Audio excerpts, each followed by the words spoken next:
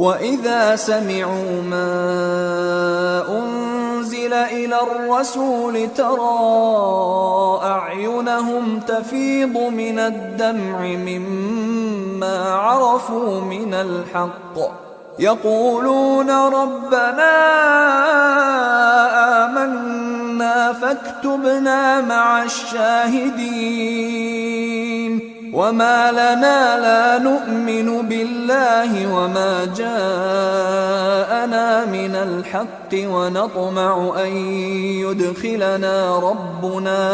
ونطمع أن يدخلنا ربنا مع القوم الصالحين فأثابهم الله بما قالوا جنات تجري من تحتها الأنهار خالدين فيها وذلك جزاء المحسنين والذين كفروا وكذبوا بآياتنا أولئك أصحاب الجحيم يا أيها الذين آمنوا لا تحرموا طيبات ما أحل الله لكم ولا تعتدوا إن الله لا يحب المعتدين وكلوا مما رزقكم الله حلالا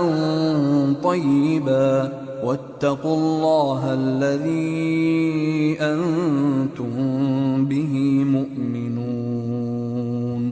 لا يؤاخذكم الله باللغو في أيمانكم ولكن يؤاخذكم بما عقدتم الأيمان فكفارته إطعام 10 مساكين من أوسط ما تطعمون أهليكم أو كسوتهم أو تحرير رقبة فمن لم يجد فصيام 3 أيام ذلك كفارة أيمانكم إذا حلفتم واحفظوا أيمانكم كذلك يبين الله لكم آياته لعلكم تشكرون يا أيها الذين آمنوا إنما الخمر والميسر والأنصاب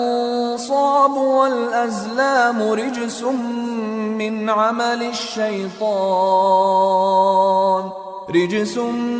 من عمل الشيطان فاجتنبوه لعلكم تفلحون إنما يريد الشيطان أن يوقع بينكم العداوة والبغضاء في الخمر والميسر ويصدكم عن ذكر الله وعن الصلاة فهل أنتم منتهون وأطيعوا الله وأطيعوا الرسول واحذروا فإن توليتم فاعلموا أنما على رسولنا البلاغ المبين ليس على الذين آمنوا وعملوا الصالحات جناح فيما طعموا إذا ما اتقوا وآمنوا وعملوا الصالحات ثم اتقوا وأحسنوا والله يحب المحسنين يا أيها الذين آمنوا ليبلونكم الله بشيء من الصيد تناله أيديكم ورماحكم ليعلم الله من يخافه بالغيب فمن اعتدى بعد ذلك فله عذاب أليم يا آمنوا لا تقتلوا الصيد وأنتم حرم ومن قتله منكم متعمدا فجزاء مثل ما قتل من النعم يحكم به ذوى عدل منكم هديا بالغ الكعبة أو كفارة طعام مساكين أو عدل ذلك صياما ليذوق. اعوذ باللہ من الشیطان الرجیم بسم اللہ الرحمن الرحیم رب اشرح لی صدری ویسر لی امری واحلل عقدۃ من لسانی یفقہوا قولی واجعل لی وزیرا من اہلی رب زدنی علما رب زدنی علما رب زدنی علما اللہم فقہنا فی الدین اللہم فقہنا فی القرآن اللہم اخلصنا لوجہک الکریم آمین یا رب العالمین۔ السلام علیکم ورحمۃ اللہ وبرکاتہ۔ آج ہماری گفتگو کا محور ہوگا پارہ نمبر 7 وَإِذَا سَمِعُوا۔ پارے کا آغاز ہوتا ہے، ترجمہ بیان کرتی ہوں، اور جب وہ رسول کی طرف نازل کردہ کلام کو سنتے ہیں تو آپ ان کی آنکھیں آنسوؤں سے بہتی ہوئی دیکھتے ہیں، اس لیے کہ انہوں نے حق کو پہچان لیا۔ وہ کہتے ہیں کہ اے ہمارے رب، ہم ایمان لے آئے، پس تو ہم کو بھی ان لوگوں کے ساتھ لکھ لے جو تیری کتاب کی تصدیق کرتے ہیں۔ یعنی وہ رب کے کلام کو سنتے ہیں، جب ان کو حق کی پہچان ہوتی ہے تو آنکھوں سے آنسوؤں کی جھڑیاں لگ جاتی ہیں۔ پارے کا اختتام کہاں ہوتا ہے؟ ہم دیکھتے ہیں کہ اس آیت پر ہوتا ہے، اور ہم بھی ان کے دلوں کو اور ان کی نگاہوں کو پھیر دیں گے جیسا کہ یہ لوگ اس پر پہلی دفعہ ایمان نہیں لائے، اور ہم ان کی سرکشی میں حیران رہنے دیں گے۔ یعنی پارے کی پہلی آیت میں کلام ربی کو سن کر اثر قبول کرنے والوں کا تذکرہ ہے، اور آخری آیت میں اپنی ہی نادانیوں کے سبب ایمان کی حرارت سے محروم لوگوں کا تذکرہ ہے۔ یہ میرے اور آپ کے لیے پیغام رکھتا ہے کہ قرآن کا تعلق رب کے تعلق کو ظاہر کرتا ہے، یعنی جتنا قرآن کے ساتھ آپ کا تعلق گہرا ہوگا اتنا ہی رب کے ساتھ بھی آپ کا تعلق مضبوط اور گہرا ہوگا۔ جتنا قرآن کے ساتھ تعلق کمزور ہوگا اتنا ہی رب کے ساتھ بھی آپ کا تعلق کمزور ہوگا۔ آئیے ہم دیکھتے ہیں کہ اس پارے کی روشنی میں ہم اپنے رب کے ساتھ کیسے اپنے تعلق کو مضبوط کریں گے۔ سب سے پہلے ہم دیکھتے ہیں سورہ المائدہ کی آیت نمبر 89 کہ اگر قسم کھا کر توڑ دی جائے تو ہم کیا کریں۔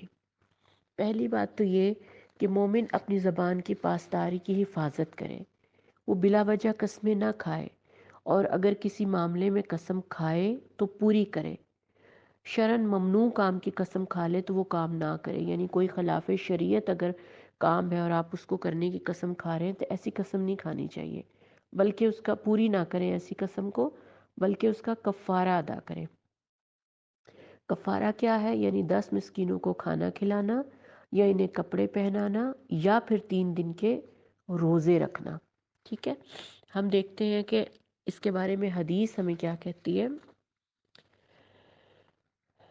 حدیث ہمیں کہتی ہے، نبی صلی اللہ علیہ وسلم نے فرمایا، نہ اپنے باپوں کی قسم کھاؤ، نہ ماؤں کی، اور نہ اپنے شریکوں کی، اور اللہ کی قسم اس وقت کھاؤ جب تم سچے ہو۔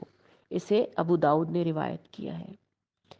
ایک اور جگہ پر آپ صلی اللہ علیہ وسلم نے فرمایا، کبیرہ گناہ یہ ہے اللہ کے ساتھ شرک کرنا، والدین کو ستانا، کسی کو ناحق قتل کرنا، اور جھوٹی قسم کھانا۔ آپ یہ دیکھیں کہ جھوٹی قسم کھانے کا کتنا لیول ہے کہ وہ گناہ کبیرہ کے زمرے میں آ رہا ہے کہ والدین کو ستانے اور قتل کرنے کے برابر جھوٹی قسم کھانا ہے۔ حضرت براء بن عازب رضی اللہ عنہ فرماتے ہیں کہ نبی صلی اللہ علیہ وسلم نے قسم دینے والے کی قسم کو پورا کرنے کا حکم دیا۔ ایک اور جگہ پر آپ صلی اللہ علیہ وسلم نے فرمایا اگر تم کسی کام کو کرنے کی قسم کھا لو اور پھر کسی اور کام میں بہتری سمجھو تو اپنی قسم کا کفارہ ادا کر کے وہ کام کر لو۔ اس کے بعد ذرا اور ہم آگے جاتے ہیں، سورہ مائدہ آیت نمبر 90 اور 91 میں ہم دیکھتے ہیں شراب کی حرمت کے بارے میں۔ ہم دیکھیں کہ اللہ کا شراب کے حوالے سے یہ فرما دینا کہ یہ گندا شیطانی کام ہے، اس سے پرہیز کرو۔ شراب کو اللہ تعالیٰ نے رجس کہا نا، گندا شیطانی کام، اور یہ کہ تم اس سے باز رہو گے۔ ہمارے لیے تو یہی کافی ہے کہ اللہ تعالیٰ نے اس کو شیطانی اور گندا کام کہہ دیا اور باز رہنے کا کہہ دیا، تو پھر تو ہمیں دوسری کوئی بات سوچنی ہی نہیں چاہیے۔ جس طرح جب یہ حکم نازل ہوا تھا تو صحابہ کرام نے شراب کے مٹکے توڑ ڈالے تھے اور مدینے کی گلیاں شراب سے بھر گئی تھیں۔ اسی وقت صحابہ کرام نے اس حکم پر عمل کیا۔ اور حرمت اور کسے کہتے ہیں؟ صحابہ کرام کا عمل، نبی صلی اللہ علیہ وسلم کی طرف سے شراب پر دی گئی سزا، کیا یہ واضح ثبوت نہیں؟ پھر اس کے بعد حضرت عمر کے دور میں جب لوگ اسلام میں نئے نئے داخل ہوئے اور شراب سے باز نہ آئے تو صحابہ کرام کے مشورے سے 80 کوڑوں کی سزا نافذ ہوئی تھی، اور اسی سزا کو امام ابو حنیفہ اور امام مالک نے شراب کی حد قرار دیا تھا۔ حضرت عائشہ فرماتی ہیں کہ نبی صلی اللہ علیہ وسلم نے فرمایا ہر نشہ آور چیز حرام ہے۔ نبی صلی اللہ علیہ وسلم سے کسی نے پوچھا کہ کیا شراب بطور دوا استعمال ہو سکتی ہے؟ تو آپ صلی اللہ علیہ وسلم نے فرمایا شراب تو خود بیماری ہے، یہ کیا شفا دے گی؟ ایک اور جگہ پر آپ صلی اللہ علیہ وسلم نے فرمایا جس کی کثرت حرام ہے اس کی قلیل مقدار بھی حرام ہے۔ یعنی ہم جو یہ کہتے ہیں نا کہ اگر تھوڑی سی مقدار شراب کی کسی دوائی میں استعمال ہو جائے تو وہ کیا حلال ہوگی؟ بالکل بھی نہیں۔ جیسے نبی نے فرمایا کہ جو چیز حرام ہے بس وہ حرام ہے۔ ایک اور جگہ پر آپ صلی اللہ علیہ وسلم نے فرمایا اللہ نے جس کا پینا حرام ٹھہرایا اس کی خرید و فروخت بھی حرام کر دی۔ میری امت میں ایسے لوگ پیدا ہوں گے جو زنا، ریشم، شراب اور آلات موسیقی کے دوسرے نام رکھ کر انہیں جائز قرار دیں گے۔ یعنی آپ شراب کے کتنے بھی نام رکھ لیں، الکوہل، بیئر یا کچھ بھی، اور پھر آپ اس کو یہ سمجھیں کہ یہ تو ہلکی ہیں اور ان کا اتنا اثر نہیں ہے، یا جو بھی آپ تعویل دے لیں خود کو، گناہ تو گناہ ہی رہے گا، آپ کے بنانے سے وہ صحیح نہیں ہو جائے گا۔ اسی طرح آگے چلتے ہیں،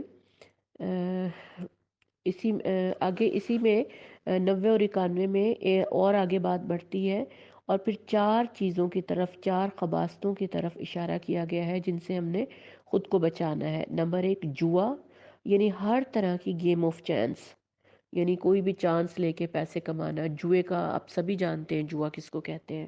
اسی طرح آستانے، یعنی غیر اللہ کی نظر نیاز کے مقامات، یعنی شرکیہ عقائد سے وابستہ آستانے جہاں غیر اللہ سے دعائیں مانگی جاتی ہوں، چاہے وہ پھر کسی پیغمبروں کے مزار ہوں، چاہے وہ کسی اولیاء اللہ کے مزار ہوں، یعنی غیر اللہ چاہے کوئی بھی ہو، اور جہاں جا کر آپ آستانے بنا لیں اور اللہ کے علاوہ کسی اور سے مانگیں، وہ سب آستانوں میں آتے ہیں۔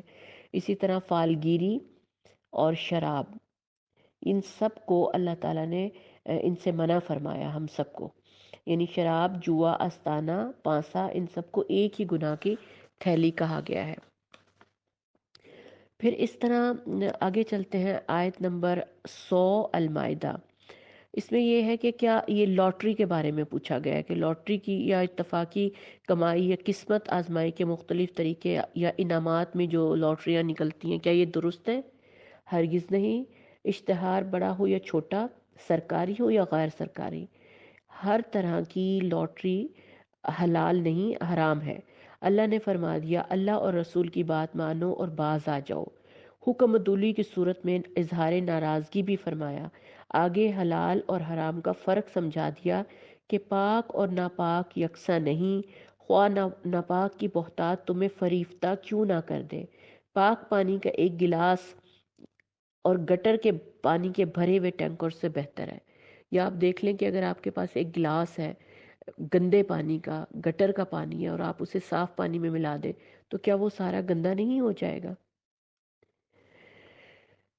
مقصد صرف یہ ہے کہ اللہ کے حکم کو مانا جائے، اللہ کی باتوں کو سمجھا جائے، یہ اسی لیے ہمیں ساری چیزیں سمجھائی گئی ہیں۔ آگے چلتے ہیں، آیت نمبر 116 اور 118 کو دیکھتے ہیں، جس کے مطابق حضرت عیسیٰ آخرت کے دن شرک سے اپنا برات کا اظہار کریں گے۔ جی ہاں، حضرت عیسیٰ بری الذمہ ہوں گے اس شرک سے جو عیسائی کرتے رہے، یعنی وہ اللہ کا بیٹا بناتے رہے۔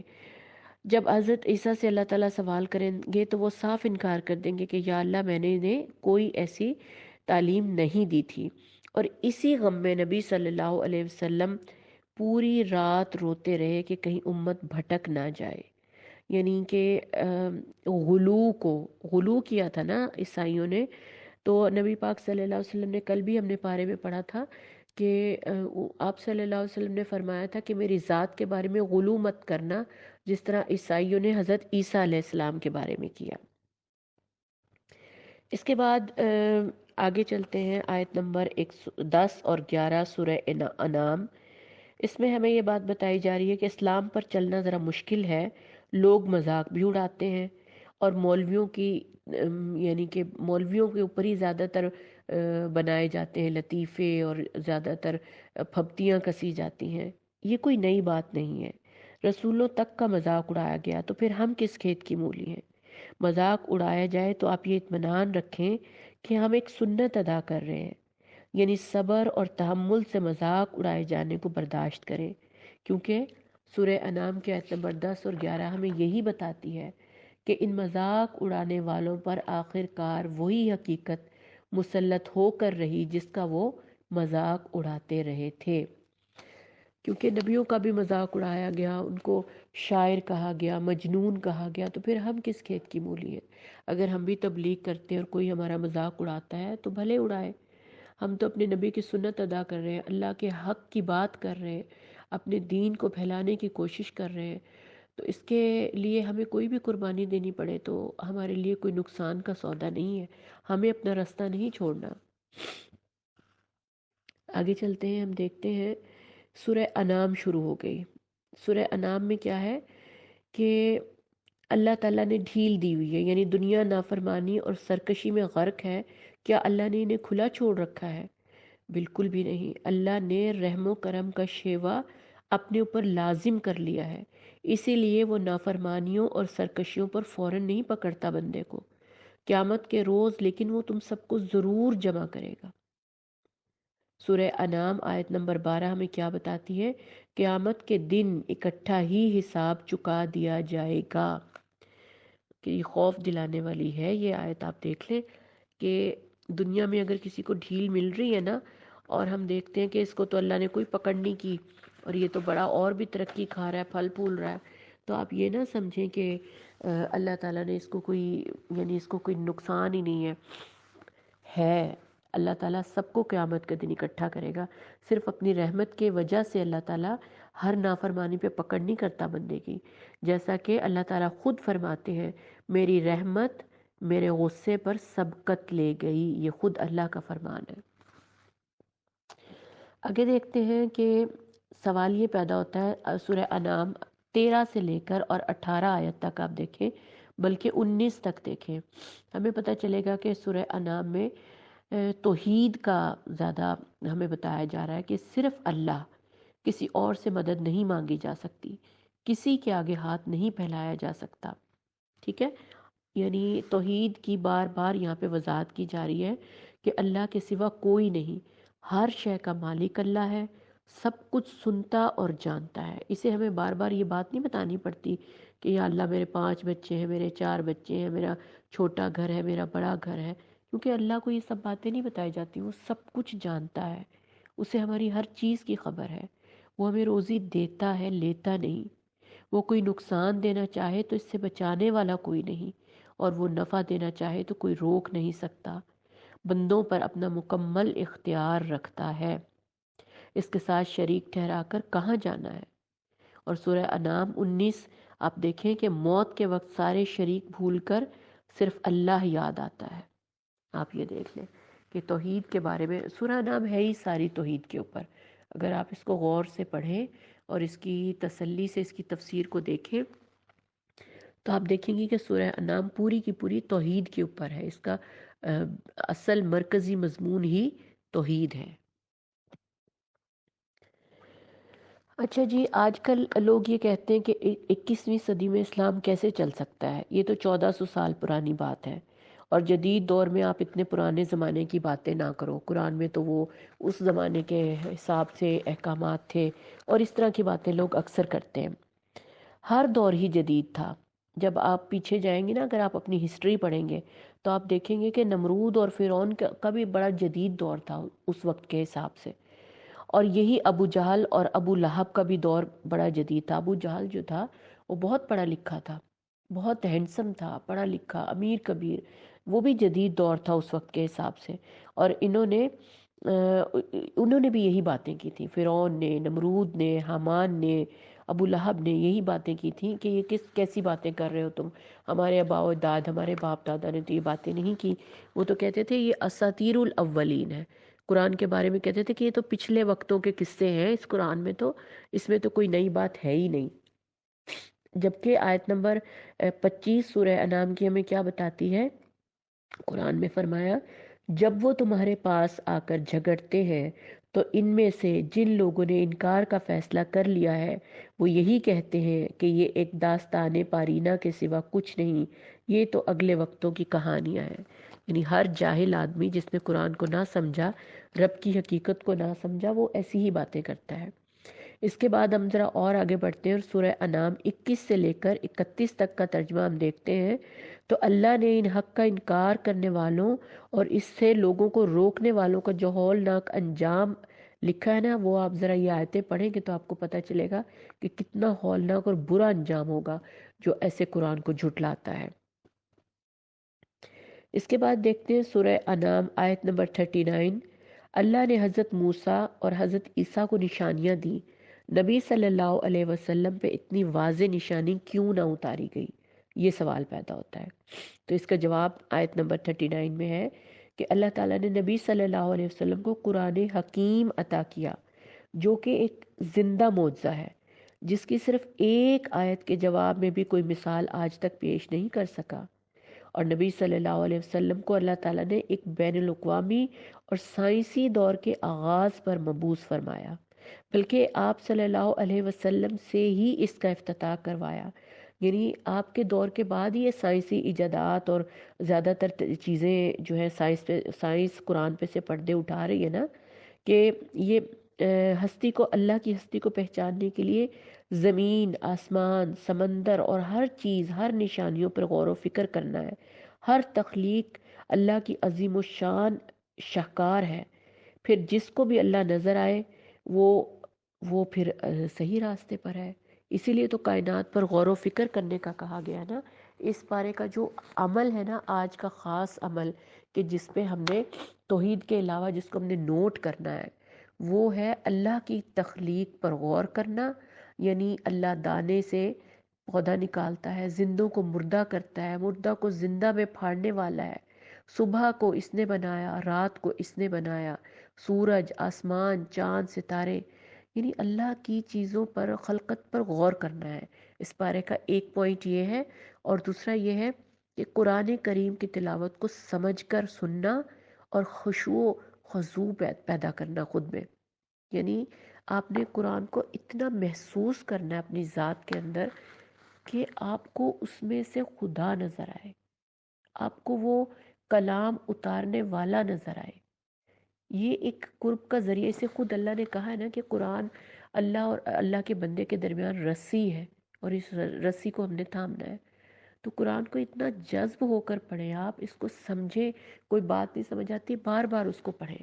اور ہمارے اس دورے قرآن کا مقصد بھی تو یہی ہے نا کہ ایک ایک آیت کو اللہ ہمیں کیا حکم دے رہا ہے، کس بات سے روک رہا ہے، کیا کرنے کو کہہ رہا ہے، یہ چیزیں ہم سمجھیں۔ اس کے بعد آگے بڑھتے ہیں کہ آیت نمبر 46 اور 47 میں اللہ تعالیٰ کیا کہہ رہا ہے کہ اللہ تعالیٰ نے ایک مرتبہ بس ہمیں پیدا کر کے ہمیں چھوڑ دیا، اب ہم آزاد اور خود مختار ہیں۔ کیا یہی ہماری پیدائش کا مقصد ہے؟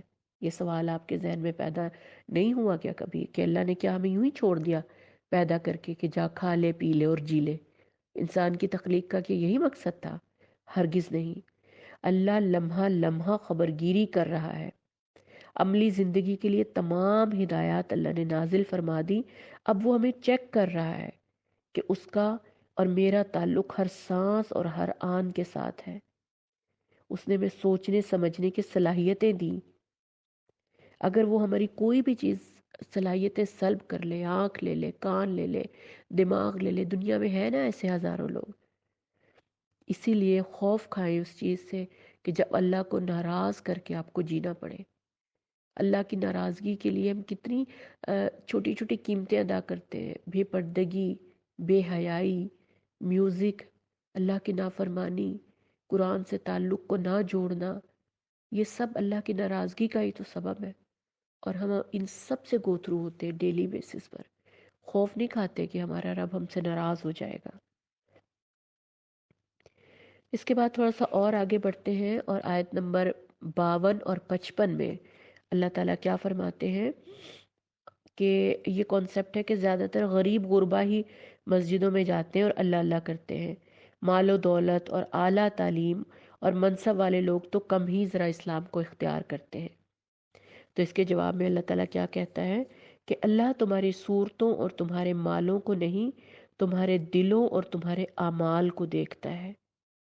انبیاء کا ساتھ دینے والے زیادہ تر غریب غربائی تھے نا، خستہ حال لوگ تھے، تو کفار نے اسی لیے تو ان کا مذاق اڑایا تھا کہ ان چھوٹی حیثیت کے لوگوں کو آپ اپنی مجلس سے ہٹائیں ورنہ ہم تو نہیں آئیں گے۔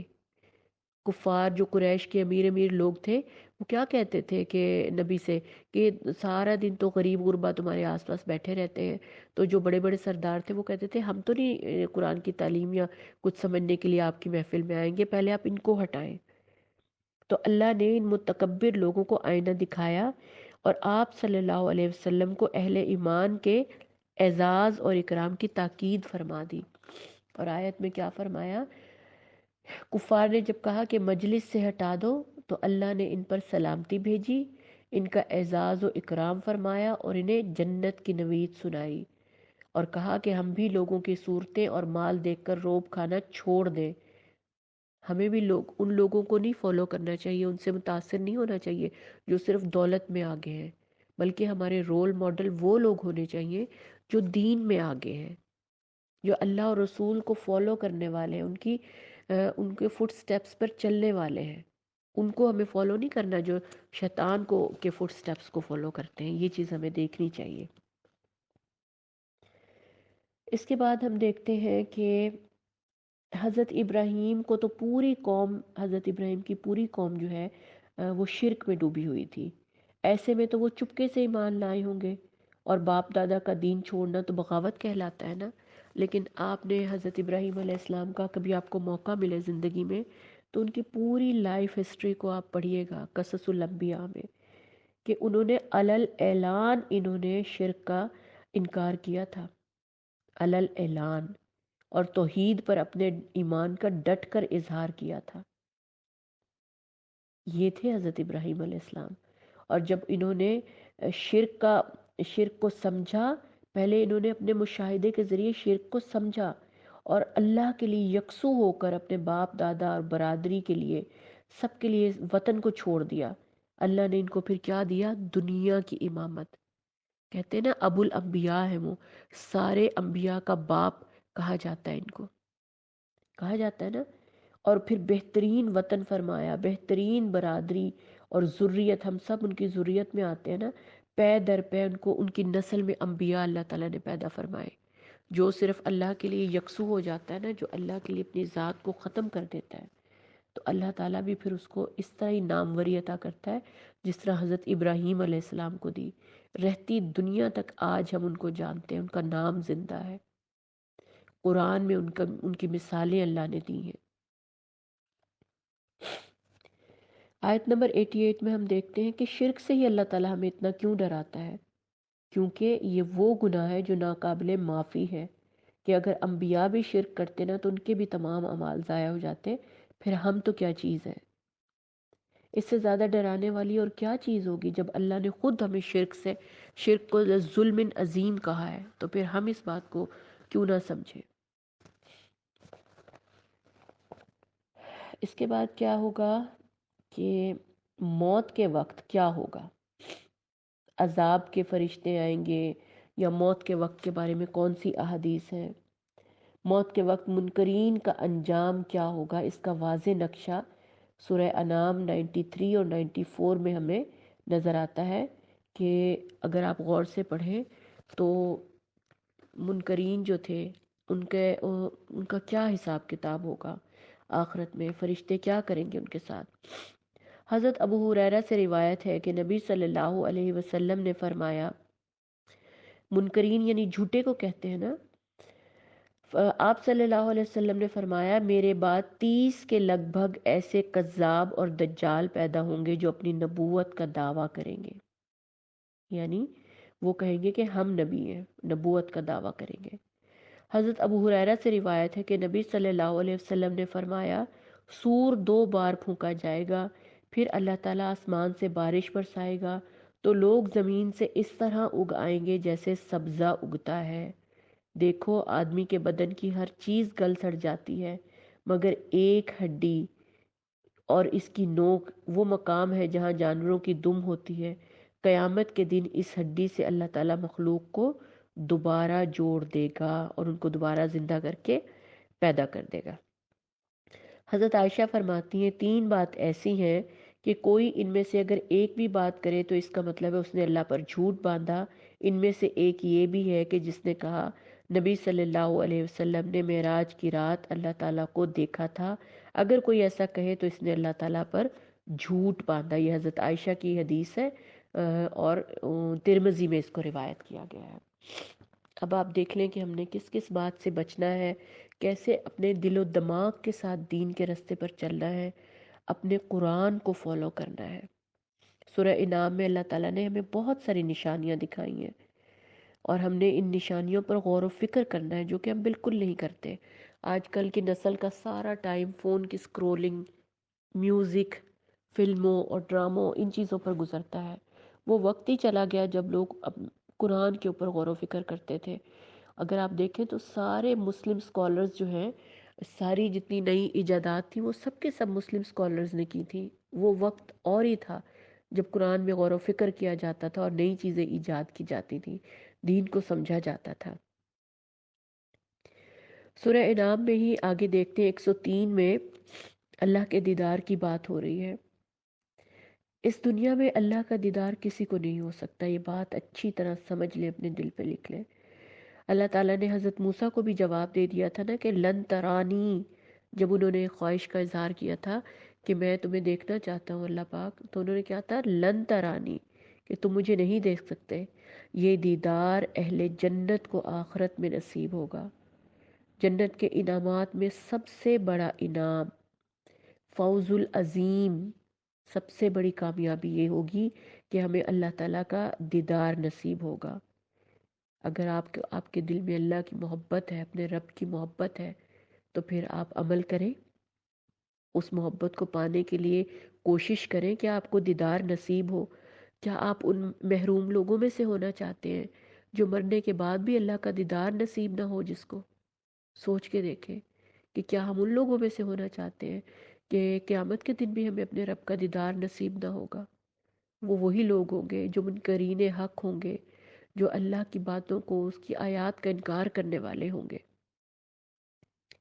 جنت پانے کے لیے زندگی لگا دے، اپنی کھپا دے، اس کی رحمت اور فضل سے امید باندھ کر بیٹھ جائے کہ وہ ہمیں ان لوگوں میں شامل کر لے جو تر و تازہ چہرہ لیے الی ربیہا ناظرہ، اپنے رب کو دیکھ رہے ہوں گے۔ سبحان اللہ۔ سورہ انعام 107 میں کس بات کے بارے میں اشارہ ہے کہ بحث اور مباحثے میں غصہ آ جاتا ہے، ایسے میں کافروں اور مشرکوں کے پیشواؤں اور جھوٹے معبودوں کو کیا ہم بھی برا بھلا کہہ سکتے ہیں؟ سوال یہ ہے۔ تو اللہ نے اس کا جواب کیا دیا؟ ہرگز نہیں، گفتگو اور تبلیغ کرنی چاہیے۔ کوئی زبانی یا عملی کشتی نہیں کرنی آپ نے، بلکہ حکمت اور دلیل سے بات کرنی ہوگی۔ اگر آپ ان کے معبودوں کو برا بھلا کہیں گے تو اللہ نے اس چیز سے منع فرمایا ہمیں، پھر وہ بھی ہمارے رب کو برا کہیں گے، ہمارے نبی کو برا کہیں گے، وہ رد عمل میں کہیں جہالت میں اللہ کو گالیاں نہ دینے لگے۔ اس لیے اللہ تعالیٰ نے ہمیں اس چیز سے منع فرمایا۔